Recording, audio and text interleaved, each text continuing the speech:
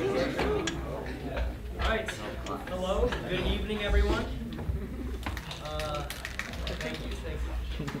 My name is Juanito Taveras, and I'm going to be talking to you guys a little bit about nutrition and exercise. Let me give a disclaimer, I'm not a science major at all, I'm a film major. So there's probably many of you in this room who do know more than me about these kinds of things, but I will do my best, and I apologize if I'm terrible at answering questions and stuff. So let's get started. So this right here was me in October of what year? Not last year, but the year before. Freshman year, sophomore. Is that 2014? Okay, yes. And this was me yesterday. Thank you to Reza for taking this picture. Sorry. Here I was at 180 pounds, and here I'm at 150 pounds. And there's another picture. Yeah, it was very nice fun. So I just wanted to show that to show you guys that if there's something that you want to change about your body, it's perfectly possible to if you understand the nutrition behind it. So I'm going to expunge some of the common nutrition myths that people believe today. So yes, the first one is that exercise is more important than nutrition. And that is actually not true because it's really your diet that predominantly determines your weight. It's entirely possible for you to be sedentary and not be overweight. So many people will say, oh, I'm overweight because I don't exercise. Well, that's not true. You're overweight because you're eating too many calories. And yes, sitting down all day does not make you overweight, does not lead to having excess adipose tissue, but it is unhealthy for other reasons. But I wanted to expel that myth and just talk about how important it is to understand what you're putting into your body. Am I speaking too quickly? Good. Excellent. All right, and our next myth that I would like to expunge is that fat makes you fat. So we see everywhere that in the media, in many products, that people are telling you to eat less fat, right? This myth comes from the fact that fat is 9 calories per gram. Carbohydrates are 4 calories per gram, and proteins are also 4 calories per gram. So people will think, oh, fats are higher calorie, so they're not good for you. You should eat less of them. Well, that's not entirely true because fats have a different effect on your body than the other macronutrients do. So here, if you look at this website here, hopefully that doesn't take me off. You'll see I really like this website, examine.com. It's a very good website that has a bunch of citations and really explains very simply all these nutrition myths. So it tells us that saturated fatty acids are not necessarily worse than other fatty acids. Though monounsaturated and other unsaturated fats have been proven to be beneficial towards heart health, saturated fat is not necessarily bad for heart health. So really the main culprit in people's diets today is carbohydrate. So let me go back to the screen. So a negative blood lipid profile, which is higher VLDL particles in your blood, which leads to blood clots and decreased cardiovascular health, are actually most likely caused by an excess of carbohydrate in the diet, namely refined carbohydrates such as white flour, donuts, cookies, and pretty much everything that will increase your blood sugar very quickly, will cause an increase in insulin, can damage your arterial walls, and will cause an increase in fat gain. So, how many of you have heard of the movie Super Size Me? Excellent. Well, if you haven't heard of it, it's about a guy who for 30 days eats McDonald's every day. So he can show that fast food is bad for you. But as a filmmaker, I have seen many pitfalls in Super Size Me the filmmaker did many things so his film could be more shocking to the viewer, and so he could receive more views, right? So there's another documentary called Fathead, which is a counter-documentary to Super Size Me, where this man takes all the concepts in Super Size Me and debunks them. For instance, the director of Super Size Me says that he only accepted the supersized meal if he was asked for it, and in the documentary he shows he wasn't really asked that many times if he wanted to supersize it. So really he consumed way more calories than he said he was going to in the documentary, so he could increase his weight, so he could have more detrimental health effects, and the documentary could be more shocking. So here's a clip from the counter-documentary that talks about why people have an excess of adipose tissue, aka fat. So oh no! Goodness gracious. Oh!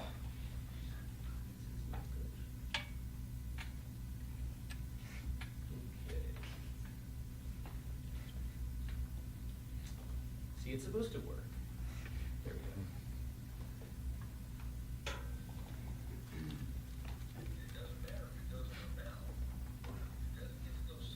This is only a 3-minute video, so I don't know how to make the audio. Hopefully everyone can hear somewhat. Most of us think we only put fat in our fat cells when we eat too much. But as Gary Taubes explains in Good Calories, Bad Calories, your fat cells are like rechargeable fuel cells. Every time you eat, you store some fat. In between meals, fat comes out of your fat cells to provide the fuel for your muscles. If you're naturally thin, it's because you have efficient fat cells. Fat goes in quickly and it comes out easily. Your body doesn't need much fat because the little bit of fat you do have is a reliable source of fuel.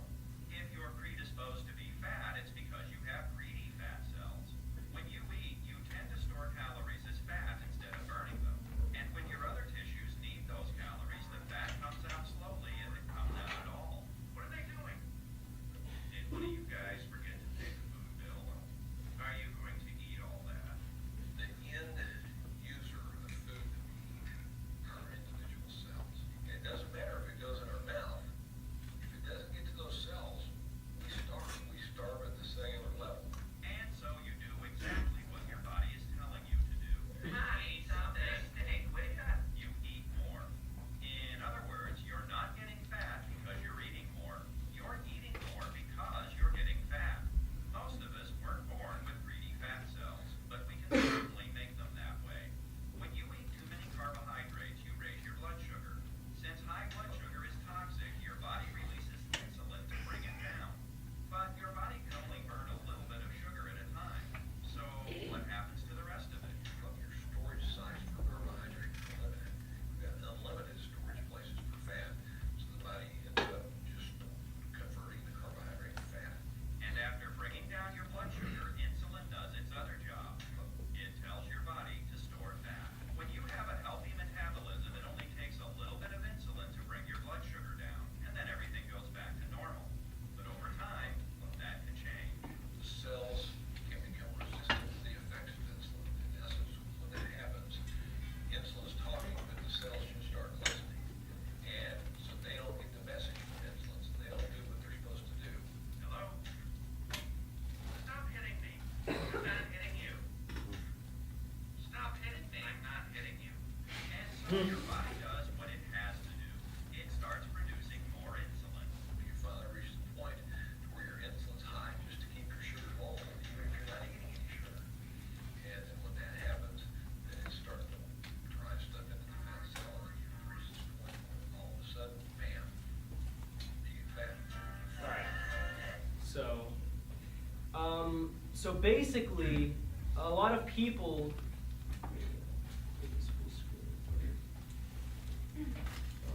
Okay, yes. So that brings us to our next myth, is that you have a slow metabolism and somebody else has a faster metabolism than you do, and that's why you're more likely to gain more weight than them. Well, it is sort of true that our metabolisms do differ in their speed, but it's only about 200 to 300 calorie difference per day. So 2 tablespoons of peanut butter would be 200 calories. That is how much more somebody else is going to burn than you. Generally, the reason why one person that eats the same amount of food as another person, will gain more fat than that other person is because they could be more carb sensitive. So even though they're eating the same amount of food, their carb sensitivity is too high, their body is releasing too much insulin, and they're storing more of those calories as fat than using them as energy. So that person will still be hungry, and they will still eat more food, as opposed to the other person who has a healthy carb sensitivity. And you can damage your carb sensitivity by chronic overconsumption of carbohydrates. So that is how I became overweight, by chronically overconsuming carbohydrates all throughout my childhood. And another fitness myth that I wanted to talk about was artificial sweeteners are bad for you, that they cause cancer, they cause weight gain, and they cause all these adverse health problems. Well, current research has not shown that artificial sweeteners cause weight gain. And in fact, a regular Coke, which might be about 120 calories or about 39 grams of sugar, will be much worse for you than a Diet Coke, which will produce a very small increase in blood sugar. Again, the culprit here is too high blood sugar. High blood sugar is toxic to your body, as this video just showed us. Another common fitness myth. People tell you, you need to eat this amount of meals per day. You need to eat smaller meals spaced throughout the day. You can't eat before 9 p.m. or you can't eat after 9 p.m. You can only eat from this time to eat this time. Well, research has shown that nutrient timing does not matter very much, and what actually matters is the macronutrients, carbohydrates, fats, and proteins you consume throughout the day collectively, and how people will tell you, don't skip breakfast. That is a myth. You can skip breakfast as long as you make up those calories the rest of the day. When people don't eat breakfast and they feel very tired, they feel very hungry, well, the day before, they probably didn't have enough calories. So that's why they're very hungry. Intermittent fasting is a quickly popularizing form of eating in which you restrict the time in which you consume your calories. So when people say, oh, don't eat after 9 p.m., it's going to turn into fat, well, that's not true. They're saying don't eat after 9 p.m. It works because you're eating less calories. If you're eating for less time out of the day, you have less time to overconsume your calories and thus gain fat. So for a while, I was eating only 1 meal a day, a giant meal. This is known as intermittent fasting. I would pay $5, go to the Jester Buffet, and just eat and eat and eat and eat and eat and eat about 2,000 calories, which is all I needed every day. And I lost like 20 pounds doing this. So intermittent fasting is completely fine to do. What matters is consuming enough calories throughout the day. All right. So if all these things that I used to think about nutrition are not true, then what am I supposed to eat? Well, there is a way to find out. So the first step you have to take is find out how much energy you need every day, also known as your total daily energy expenditure. So if you go to a handy dandy website, there's many calculators out there, but my favorite is ifitfitsyourmacros.com, IIFYM.com. You input your body weight, your height, your body fat percentage, and it will tell you how much your body is working every day. And you can measure body fat using different tools. You can use a tape measure, which is the least effective. You can use body fat calipers. They're about $10. Those are a bit more effective. And then you have very effective ways of measuring your body fat, like a DEXA scan, which you can take at UT. But measuring your body fat is not that important as long as you have an estimate by maybe looking at other pictures of people with similar body fats. That would be enough to determine how many calories you use every day. So once you input all these stats into the website, you will get your total daily energy expenditure, and you'll get your basic metabolic rate.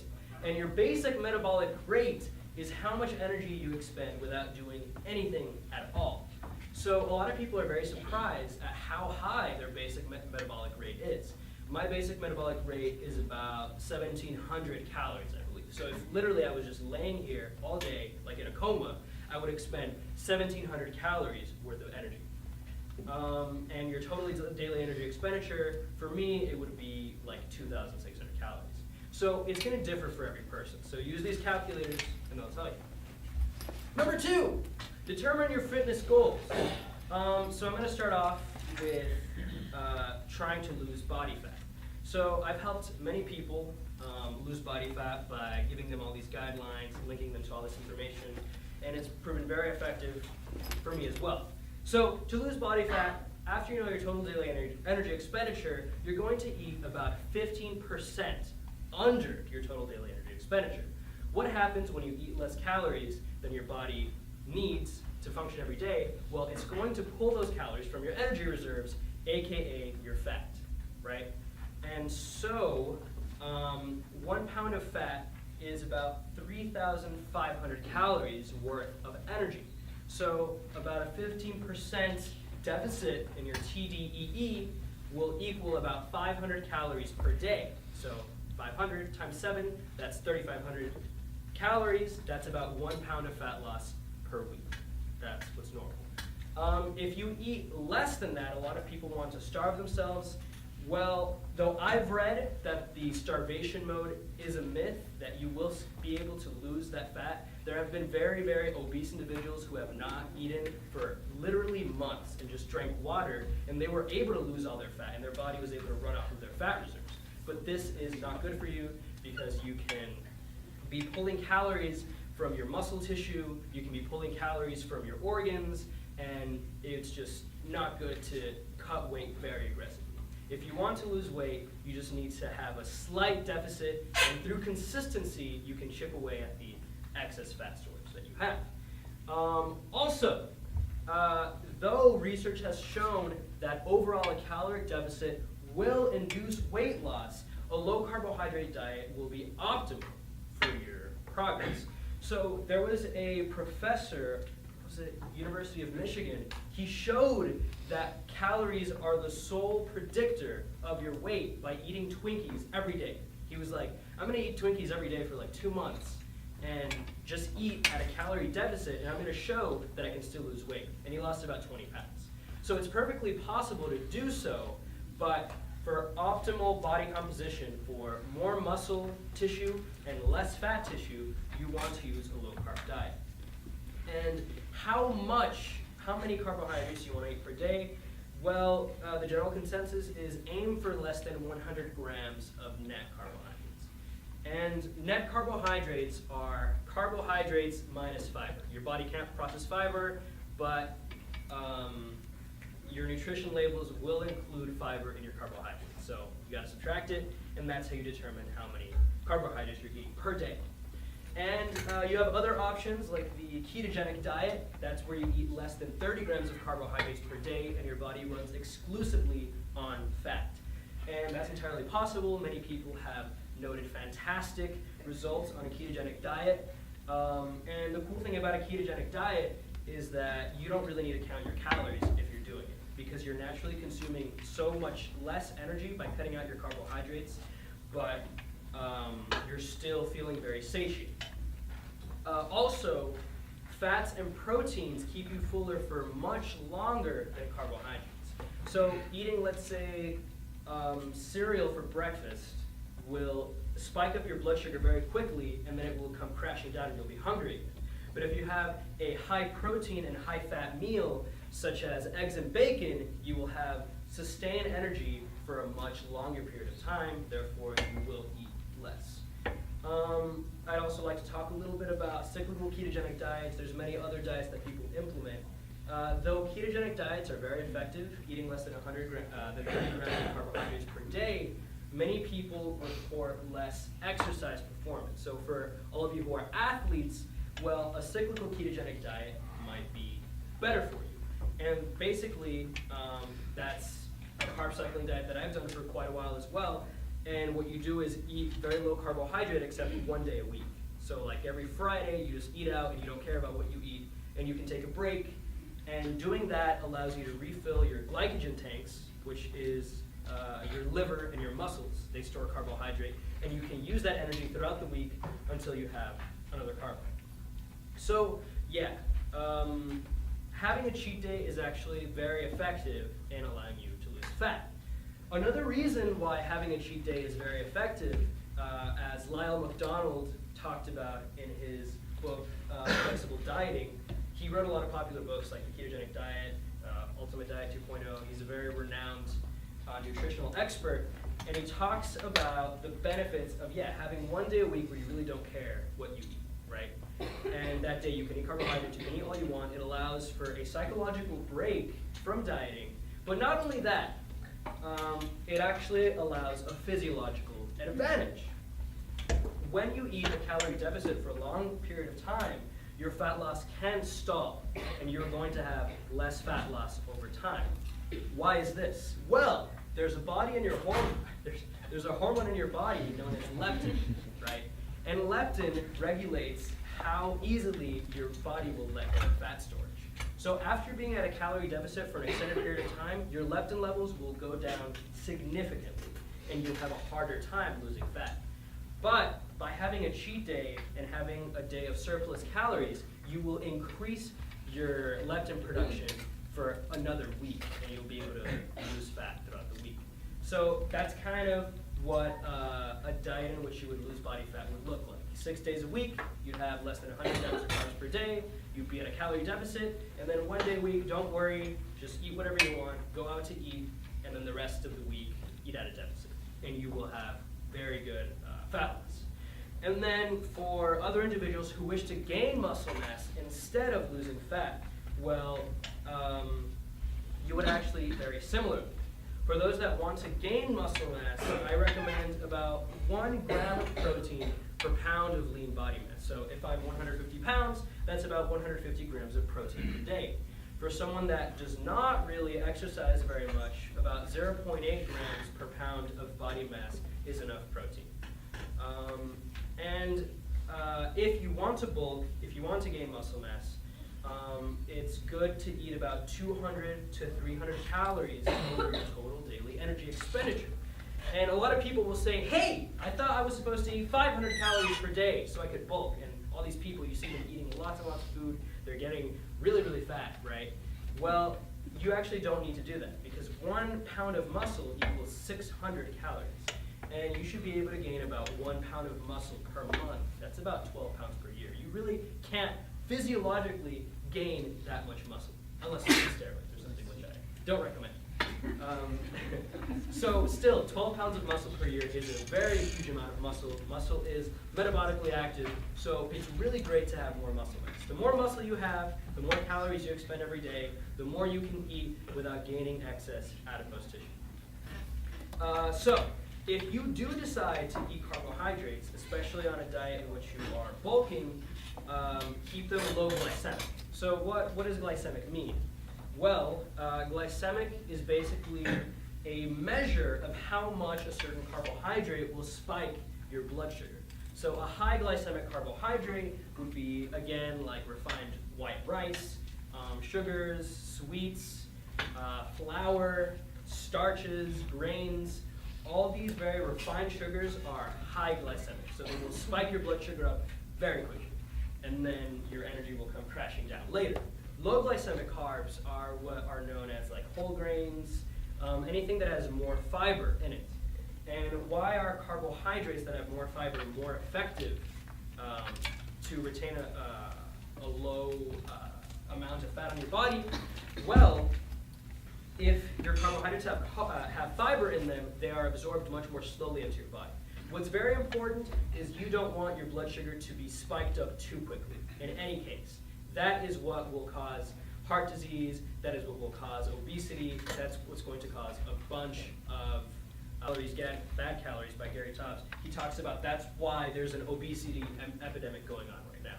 Everyone's pointing to an excess of fat consumption as our main culprit in obesity in our country. It is really an excess of refined carbohydrates. Excellent. And then you can go ahead and research other kinds of ketogenic diets. There's a targeted ketogenic diet, but that's a lot of talking, and I'll skip that for now. Okay, and then if you want to just maintain your current weight, you're not really trying to lose fat or gain muscle, well, you should just try to aim. You probably don't need to be doing much different since you're happy where your weight is, but I would say eat at your totally daily energy expenditure, continue eating at maintenance calories, cut carbohydrates to less than 100 grams per day for any case.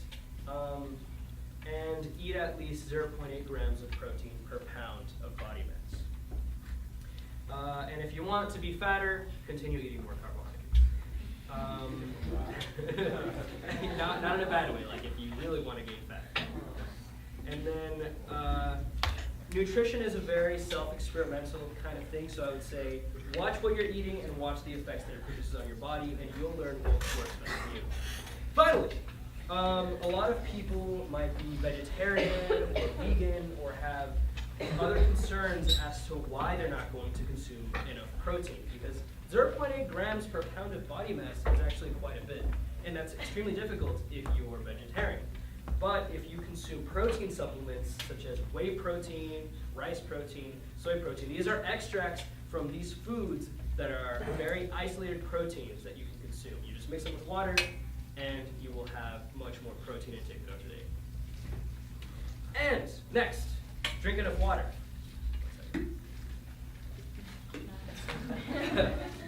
So, the US government recommends that everyone consumes 8-ounce servings of water per day, right? A more accurate measure that will be, because if you make a recommendation like that, everyone's body is different mass. So it's more effective to say 0.6 times your body mass in ounces. So for me, I'm 150 pounds times 0.6, it's going to be 90 ounces of water per day. That's about 0.7 gallons of water. Most of you are probably not drinking enough water. If you're drinking only from disposable plastic water bottles, you're going to need about 5.5 of those per day. And that actually gets quite expensive, and that's a lot of waste. 5.5 bottles, plastic bottles of water that you throw away every day. Even if you recycle, that takes a lot of energy. I recommend that everyone get a refillable water bottle, because disposable water bottles are wasteful, expensive, and you probably won't drink enough water just drinking from those disposables. You can refill them, yes, but I recommend you get your own refillable water bottle, like this one. Other reasons why you need to drink enough water. This is really, really important. People don't understand how important it is to drink enough water. Water lubricates your joints and makes you feel less tired. A lot of times you might feel depressed, you might have a headache. It might be because you're dehydrated. Hydrated muscles can output more force than dehydrated muscles. If you're dehydrated, that about 5% dehydration can cause even up to like a 20% decrease in strength. So it's very important that you continue to be hydrated. And I thought I'd show this video to just show how his muscles are dehydrated. So you can see how you can see how bad that is in your muscles. Do it one more time.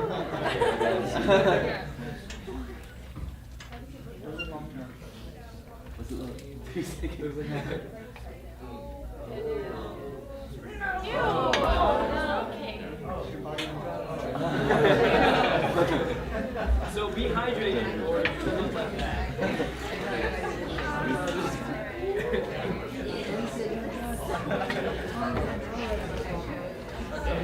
Which on drugs? That had the Which intended on effect. drugs? And water. So, other reasons why you need to be hydrated. Being hydrated makes you less food. Carbohydrates store a lot of water, about 4 grams per gram of glucose.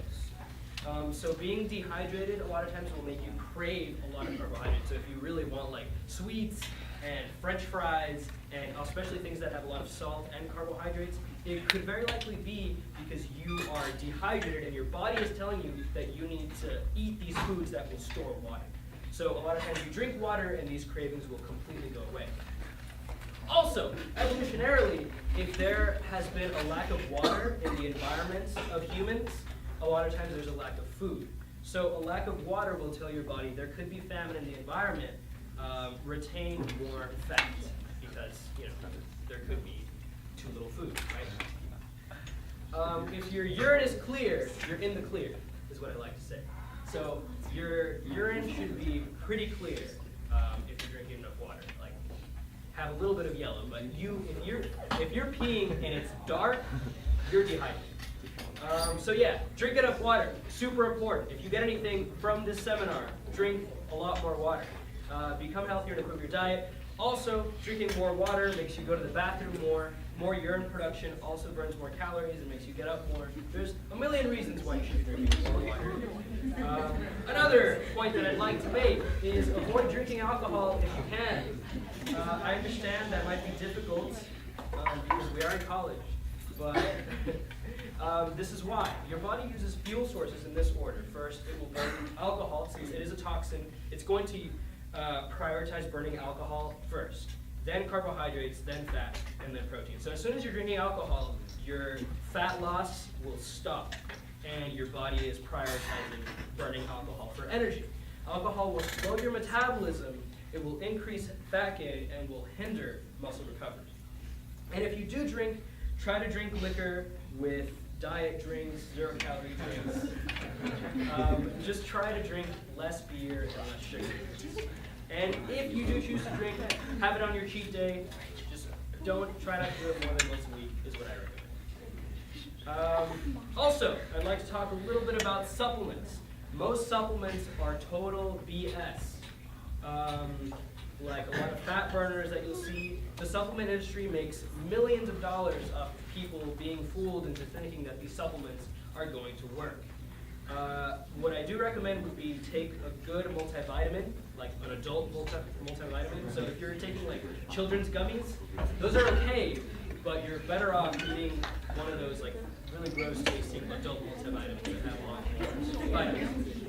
Also, fish oil will increase the omega-3 in your body, will increase fat loss, and improve heart health. Another supplement that is excellent to take that has been proven in research over and over again to be an extremely effective supplement is creatine. So why is creatine good? Well, a lot of people think that creatine gives you energy in the gym, that it's like steroids, that there's a lot of misconceptions about creatine that people have. Creatine is simply a supplement that you can take every day that will increase the amount of creatine phosphate in your skeletal muscles.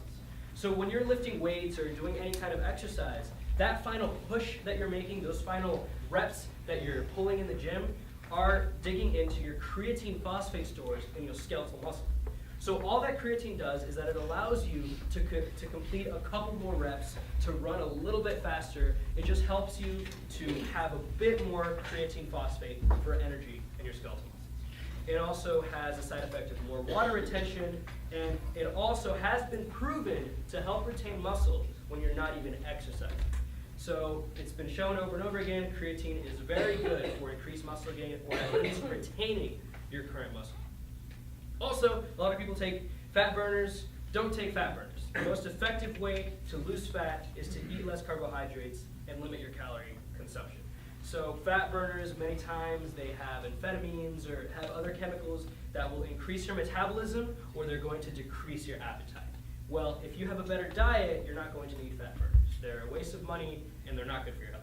Drink enough water, also. Get enough fiber every day. The U.S. government recommends, I believe, about 30 grams of fiber per day, at least. And how do you eat enough fiber? Well, eat more vegetables. A lot of people will tell you, eat a lot more fruits. Well, a lot of fruits don't really have any fiber at all. Like bananas don't really have much fiber. They're really just a lot of high glycemic sugar, and they're just going to spike up your blood sugar. So eat a lot more vegetables. So broccoli, lettuce, vegetables. Also,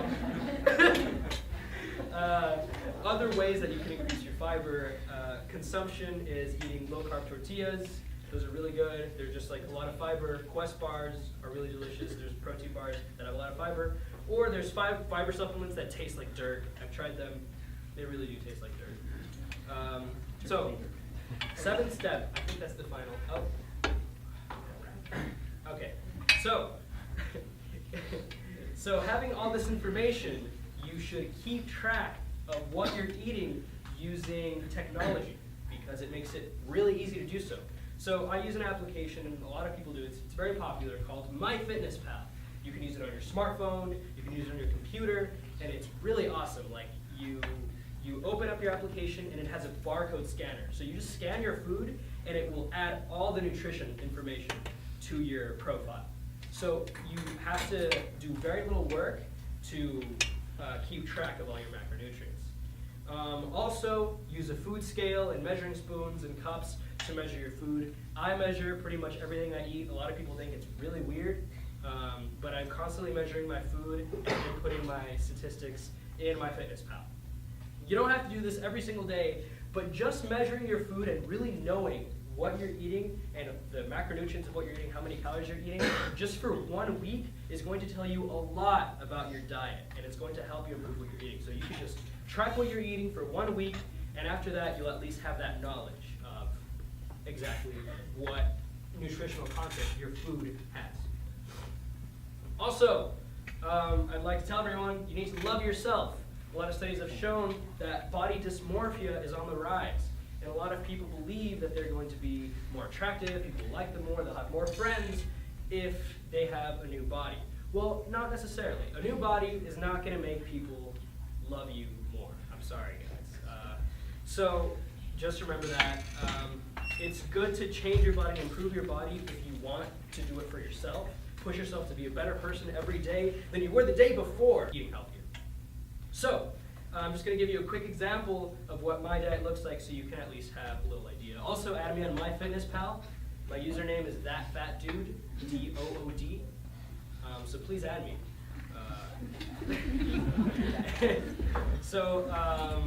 I'm 150 pounds, 10% body fat. My total daily energy expenditure is about 2,500 calories. I spend about $50 a week on food at HEB. So I think that's very manageable for college students. About $50 a week on food, not including like every Friday I might go eat out. About $50 to $55 is what I normally spend.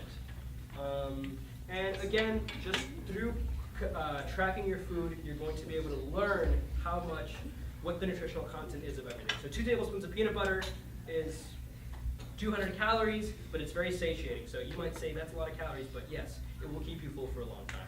2 tablespoons of peanut butter also has 4 grams of carbs, 16 grams of fat, and 7 grams of protein. So as you can see, that's very low carb. 1 pound of lettuce is 22 calories. That's a lot of lettuce. So as you can see, vegetables are very low calorie. They have a lot of water and they have a lot of fiber. So 22 calories, 2 grams of carbs, 2 grams of protein. 1 can of Coca-Cola, something that, thank you, everyone's at me right now, thank you.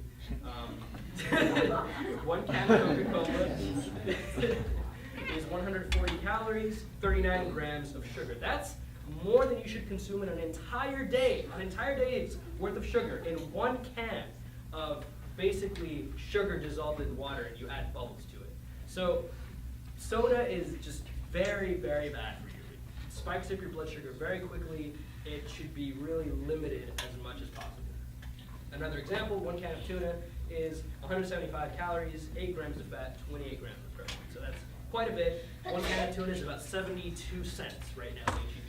So that's a lot of very good macronutrients for not a lot of money. So there you go, add me. And so that's it for nutrition, and we have a little bit more time, maybe like 8 minutes or something. So I'm going to talk a little bit about exercise and just cut me off, whatever. So if you want to be more physically fit and increase your muscle tissue, I recommend a muscle hypertrophy program. So why is lifting weights great? I recommend that everyone, pretty much everyone, lift weights. Not here though, because it's getting really crowded at this point. Just kidding. So lifting weights will increase your muscle mass and decrease adipose tissue. Muscle is metabolically active, so increasing it will increase your total daily energy expenditure.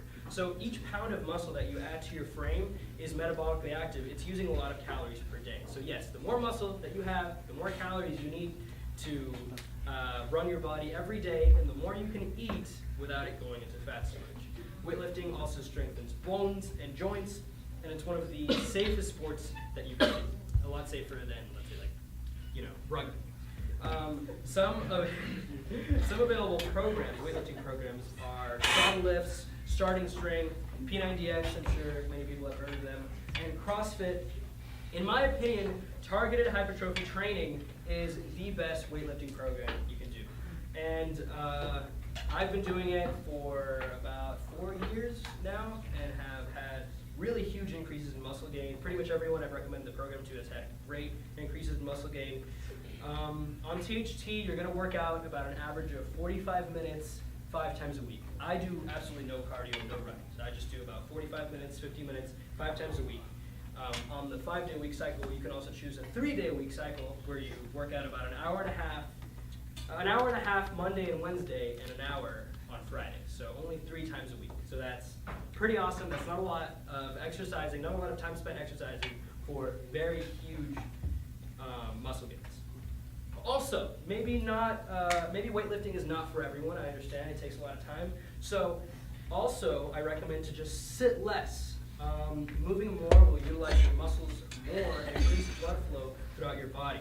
So just try not to be just kind of sitting there. Like, I know a lot of people will do homework for many hours. You should get up every couple of minutes if you can and just at least walk around. My advisor, my RTF advisor, has a standing desk. So I think that's really cool. Think about getting a standing desk or reading standing up, doing more things while standing up. Get a high stool, and just standing up more will just allow you to burn a few more calories. And studies have shown that even if you work out at the gym, you should still be standing a lot more and walking a lot more. We're not meant evolutionarily to sit down all day, every day. And if you can't go to the gym, at least try to heighten your heart rate 3 times a week at the very least. At least try running to class more than walking to class. Try riding your bike more, swimming. There's many activities that you can do that will increase your heart rate. Yes, so more cardio will help with weight loss, yes, but I'd like to reiterate that eating better is the main way you're going to control your body weight and have a healthier body. So I just want to give an example. Running 5 miles per hour, which is a 12-minute mile, for 20 minutes will use 175 calories. So working out for 20 minutes, 175 calories, with 2 tablespoons of peanut butter is 200 calories. So it's much easier to not eat those calories than to go burn them off. It's much more effective in terms of your time. So yes, exercise is very important for cardiovascular health and will produce a more favorable body composition. I think I'm also. So a lot of people will say, why don't I combine weight training and cardio, right? Weightlifting and cardio. So there's programs that do this like CrossFit, where you will lift something and then jump down and do push-ups and things like that. And they want to combine cardio and weight training. Well, this is not really optimal. Why is that? Because muscle hypertrophy should be trained separately from cardiovascular endurance. So it's much more effective to have a very concentrated and intense weightlifting regimen, just like THT, where you're going to work out for 45 minutes and then run afterwards.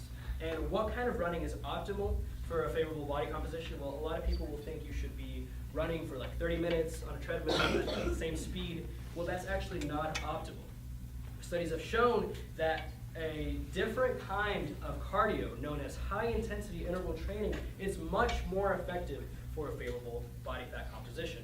So high-intensity interval training is basically sprinting. Sprinting alternated with moderate intensity running, basically. So you sprint for 1 minute and jog for 2 minutes. Sprint for 1 minute and jog for 2 minutes. That will produce a better body fat composition.